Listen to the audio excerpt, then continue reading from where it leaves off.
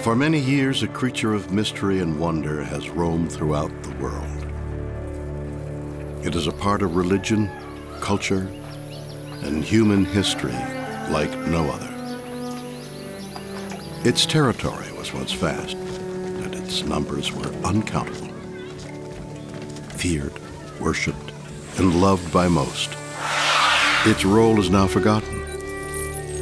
Its world is rapidly disappearing, and its time is quickly coming to an end.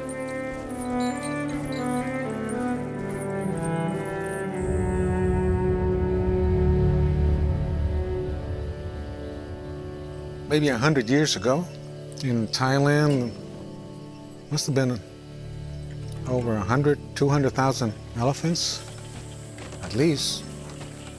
Right now, there are only 2,800 something captive elephants. And maybe just 1,200 wild elephants. So altogether, you're talking about 4,000.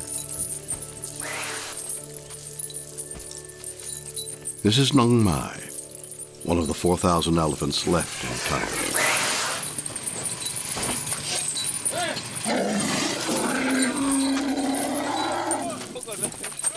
She is 6 years old, and she's being taken to the city to work as a street-begging elephant.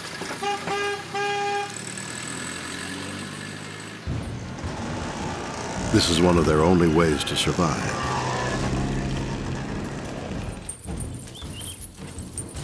Thousands of years ago, elephants were used to build civilizations.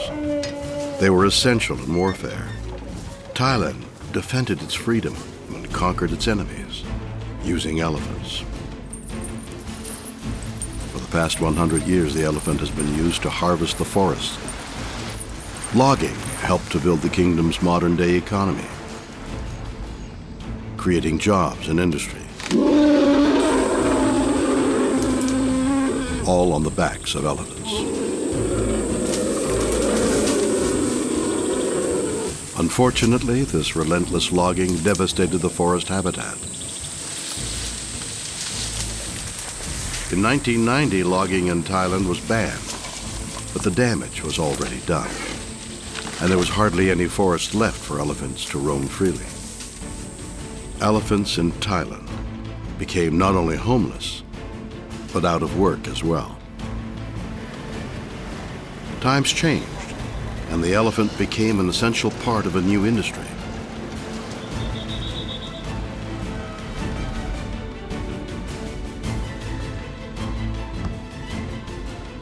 Roughly 1,500 elephants work in Thailand's tourist trade.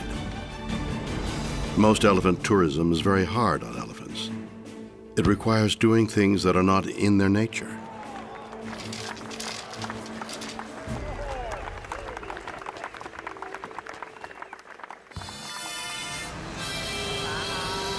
And for many elephants like Nong Mai, they work every night endlessly, wandering city streets begging for sugarcane. Sometimes an elephant that has been only with humans and never had any contact with other elephants, they don't know that they're elephants. They think that they're humans because they've only seen humans.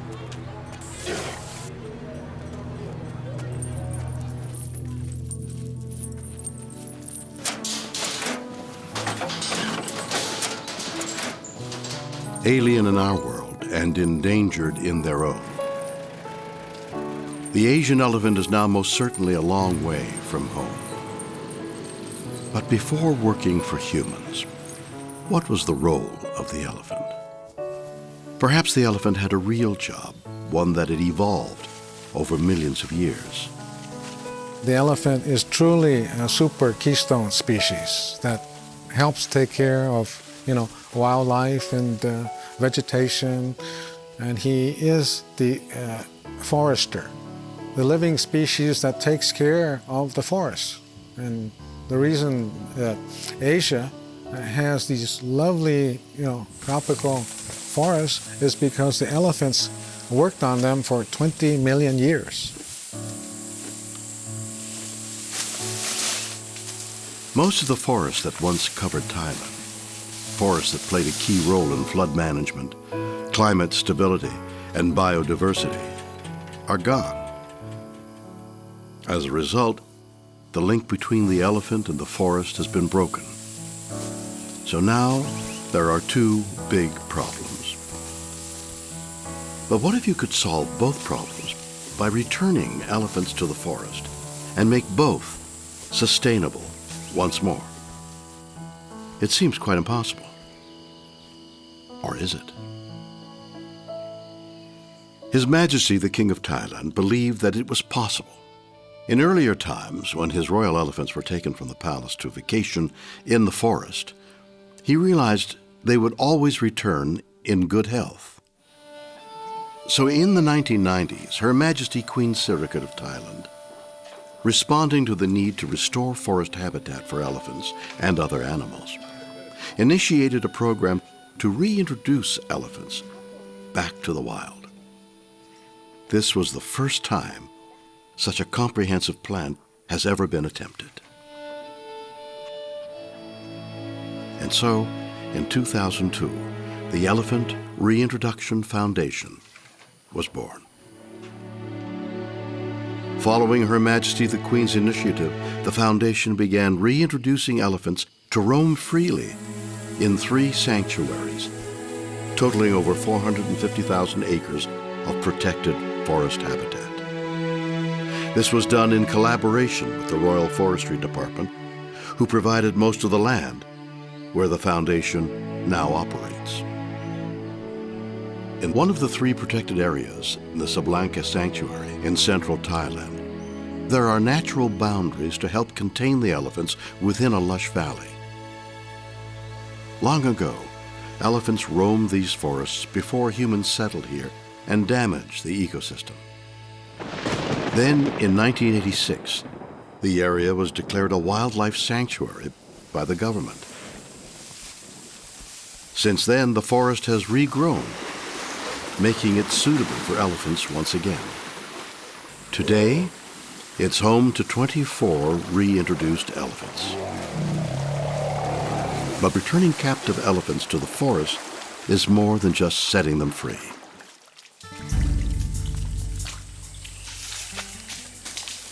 To do it right, you need 3 basic ingredients. Land that has the capacity for enough natural food and water for the elephants in wet and dry seasons. People to watch over the elephants and the forests.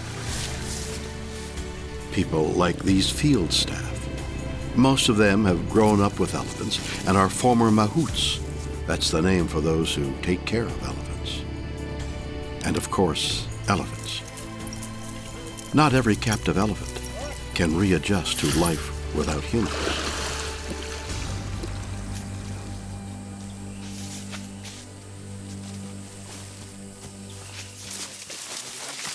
The job of the field staff is to keep track of the elephants, to make sure that they are healthy and adapting to the forest. It's a challenge because despite their size, they're well camouflaged and can move quietly. Following their trails takes weeks of hard work in a very difficult environment for humans, but a paradise for elephants. And when they're back in the forest, it doesn't take them long to remember what to do. Something that we know, for example, elephants living in cities. This elephant does not know what is proper food for the elephant because they have been with humans too long. Here in this forest, they start to learn. They use their trunks to find the right food. They know the right food to eat. They know what's good. They know when it's too dry, what to do when it rains. They know this because everything is in their memories. If I said, build me a machine that can take care of the forest, what would I get? I would get a steel elephant. Elephants are like the gardeners in the forest ecosystem. The plants and other animals depend on them. As they roam through the forest, they spend most of the time eating, at least 300 kilos of vegetation and 200 liters of water per day. But their constant eating is not just to satisfy a rather large appetite. There is another purpose: seed dispersal.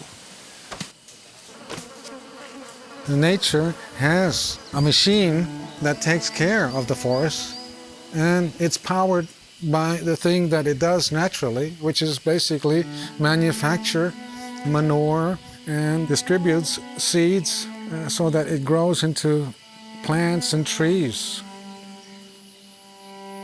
And when the plants come up, the grass is too tall, the elephant cuts the grass, turns the grass into fertilizer.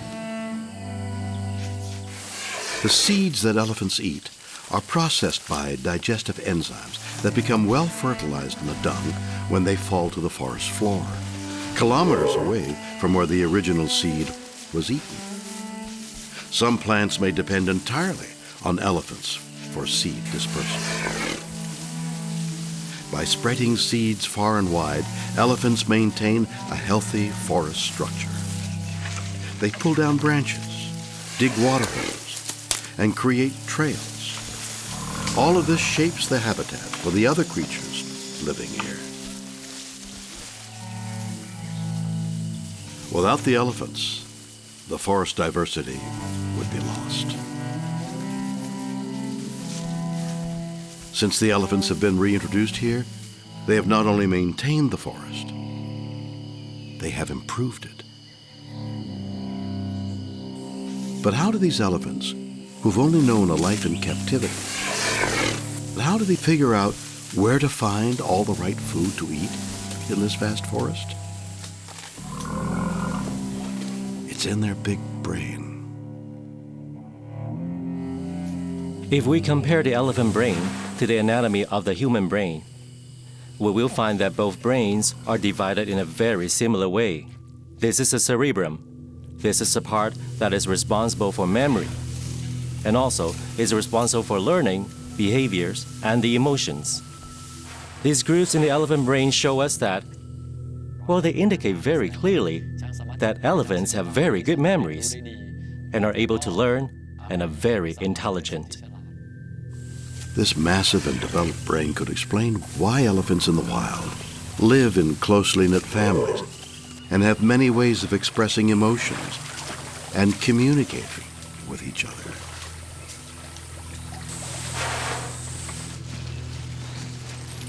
But elephants in captivity seem to form different relationships with each other, ones that are not linked by family, but by experience.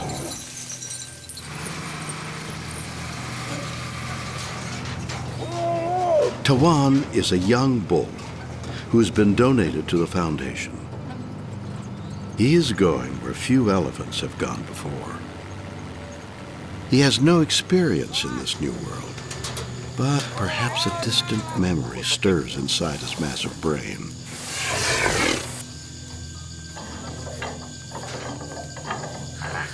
Imagine what it might be like for an elephant to be freed from a captive environment and return to a forest where instincts that have been dulled can be awakened once more. This young bull will now have his chance.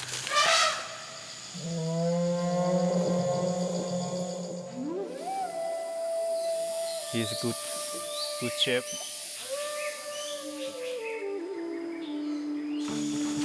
During his first week in the forest, he is kept under close observation. He adjusts to the new sights and smells, and plants to eat. The veterinarian team do a thorough checkup to make sure he is in good health before he meets other elephants. This is the first step for all the elephants brought here. Samples are collected for hormonal and DNA analysis, and the elephants are ID'd with microchips. The information is compiled into a DNA database with a profile for each elephant. This is part of a bigger plan to map the genetic diversity of elephants in Thailand to help protect them. These elephants are healthy and ready to be set free.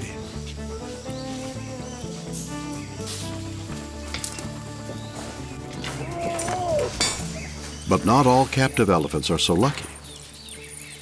Fortunately, the fate for one is about to change. Remember Nong Mai, the street-begging elephant? Well, today, she's not going to work. The foundation has purchased Nong Mai from her owners, who can no longer look after her. Today, she is traveling to Sablanca to begin a new life in the forest with other elephants. I think it was last year, I remember. It was probably less than 1 or 2 weeks. I think 2 weeks when Nong Mai arrived.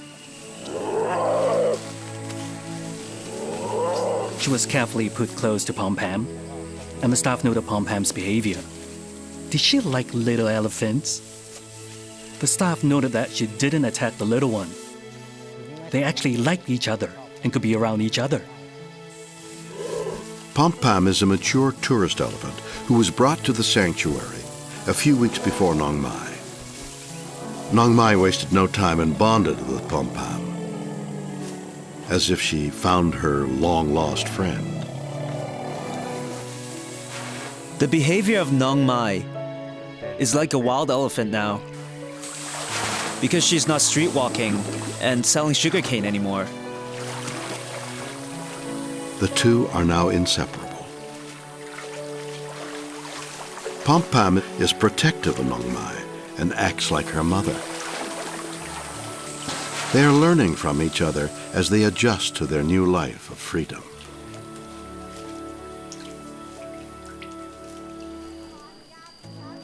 Setting an elephant free is the highest form of making merit in Thai culture. It is done in honor of their majesties, the King and Queen of Thailand. The Thai believe that making merit brings success and spiritual happiness in this life and the next. The foundation receives donations from supporters for the purchases and care of the elephants.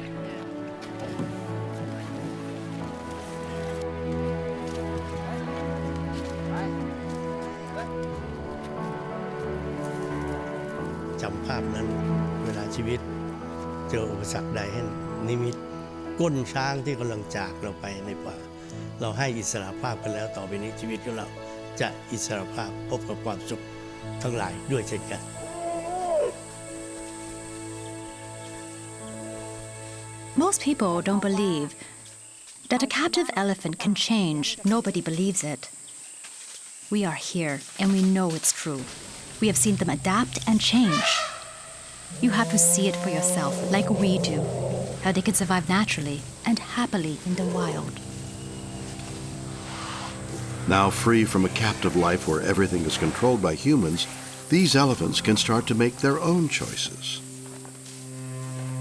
They can choose which plants to eat, where to go, and who to socialize with. They put on weight. They are healthier and happier, and they learn to live together, even though they're not related. Unlike the tourist camps where many of them come from, this place is different. There are no tourists.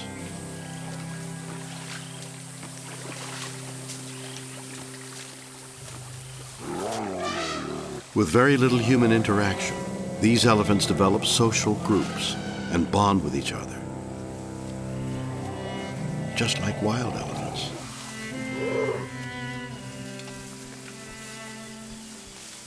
These bonds in life extend into death as well. When an elephant dies at the sanctuary, it is customary for monks to pray for the spirit of the elephant. Other elephants are brought to the ceremony to pay their respects to their deceased companion. This is the same behavior seen in wild elephants. Long memories, long relationships, and ritual around death suggest that elephants are a lot like us. And also like us, Elephants suffer when they experience tragedy in their lives. A sisakon is probably the wildest, meanest wild elephant in Thailand. Sisakon was a baby elephant. He must have been about probably a year or 2 years old when he was found. Apparently, the poacher shot his mother, which is the standard practice, is to shoot the mother so you can steal the baby. After his mother was shot, Sisakon got very angry and charged the poacher. As he charged the poacher, he was shot. When the elephant was found, the baby elephant was found in Narathiwat, Her Majesty the Queen learned about it and asked that the elephant hospital take care of this baby elephant. He was shot all over his body, and we found 35 bullets. 35 in his body. Our vet team surgically removed most of the bullets, but not all of them. He was very unsure of himself and always on guard when there were human beings around because of his experience. I mean, his mother was shot, he was shot, and his friend was shot in front of him. So he's very afraid of human beings. Anyway, that was about 6 years ago. And slowly he has been de-traumatized so that people can approach him from a distance still, but he's been more trustworthy of human beings. It took over 6 years for the field staff to gain his trust. Every day he gets better. His story is one of many where elephants suffer because of humans. We have much to learn about the emotional behavior of elephants, but we do know that they have awareness and empathy that is very human-like. Their long memories help them survive, and maybe that's why elephants never forget. But what happens to an elephant who may want to forget?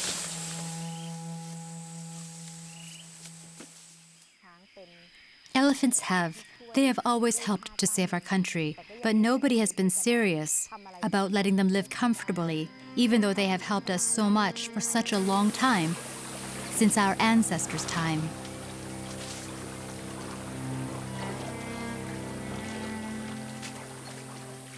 So before elephants become extinct, I'd like to tell all the people who like to help elephants in all the different ways. If we look at it the way it was, we should now try to bring them back to nature. This is something that will be the very best thing for all of them.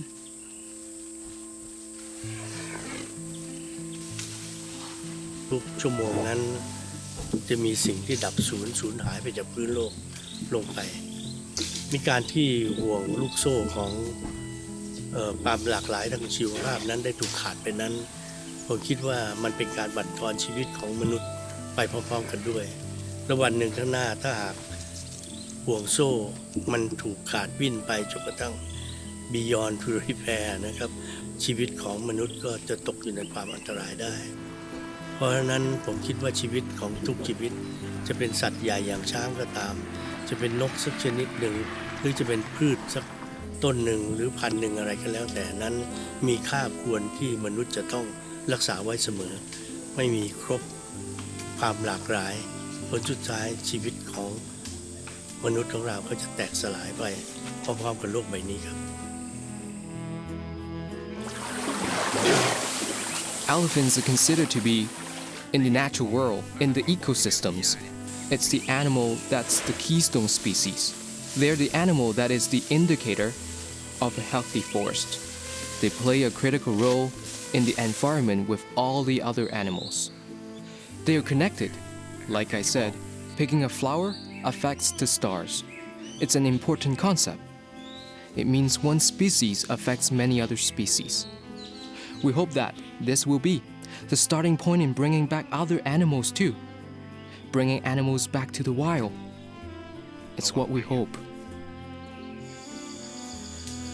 After 10 years of returning elephants to the forest, hope and success comes early one morning.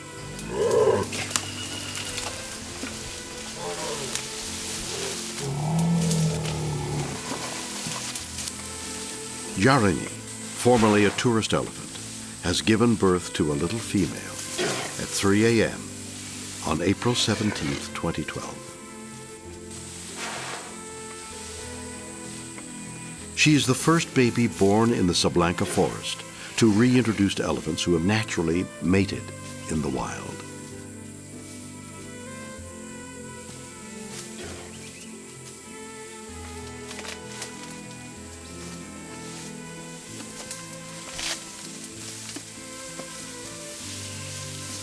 Baby elephants develop in their mother's womb for 22 months, the longest pregnancy of any animal.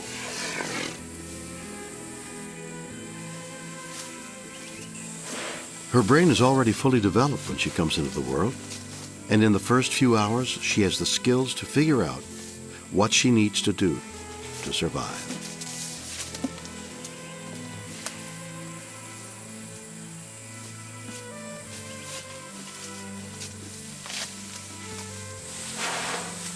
With some help from Mom, she'll learn how to use her trunk.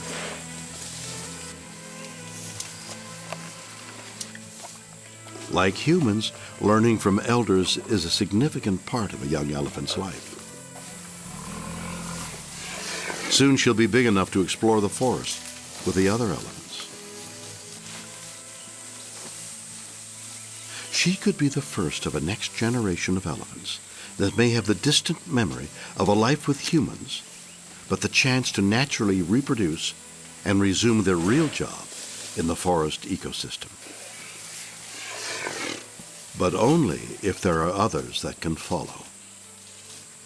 And only if there are any forests left. Wild Asian elephant populations are decreasing every day due to loss of their habitat. In captivity, more elephants die than are born. Although elephants may live over 60 years, they do not reproduce quickly or easily. In Thailand, the elephant population is decreasing by 3.5% per year. At this rate, they could be extinct from Thailand in 30 years. By just buying captive elephants and reintroducing them into the natural habitat is only 50% of our work. The other 50% is to have them successfully reproduce so that the number of births equal at least the number of elephant deaths per year. Only when that can be done, we can say we are saving the elephant from extinction. The mission of the Elephant Reintroduction Foundation is critical. It gives us the chance to repair one of nature's essential links and replenish a vital ecosystem, not just for Thailand, but for the rest of the world too. By returning elephants to the forest, it not only protects the elephants, it protects the forest and the interdependence of all living things. For without the forests, there can be no elephants. And without the elephants, just what kind of world would it be?